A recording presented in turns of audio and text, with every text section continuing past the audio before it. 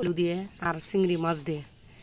এই যে আমি সুন্দর করে কাটে নিছি লতি, তোমাদেরকে আমি দেখাইনি কাটাটা, আমি আগেই কাটে রাখছি। এই যে কাটে সুন্দর করে ধুয়ে রাখছি, এখন রান্না বসাবো আমি।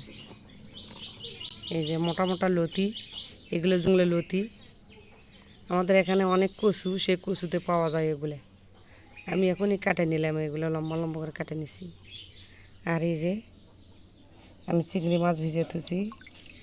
এই যে দেখেন, আমি ফ্রিজের মধ্যে ভিজে আসিল, তাই আমি পানিতে ভিজে রাখছি। এখনও পরিষ্কার করে নিয়ে নিয়ে এগুলো সঙ্গে ফেলে দেবো, ফেলে দিয়ে রান্না করব। এই যে আমি পেঁয়াজ মরিচ কাটে নিছি, লেবু কাটে নিছি, এগুলোতে দিব। চিপে রস দেব,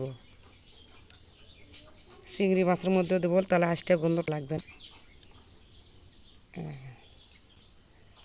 এই লেবুর রস আমি দিলাম। লেবুর রসটা দিলাম কেন, গলা যেন না ধরে। আর এই যে চিংড়ি মাছও তো দিলাম, আঁশটা গন্ধটা যেন না লাগে।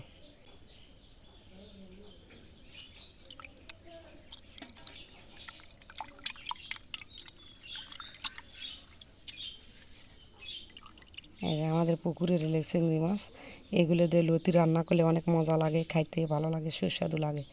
তোমরা এইভাবে রান্না করে খাওয়া। আমি তোমাদেরকে দেখাবো আমি কীভাবে রান্না করি, চটপট রান্না।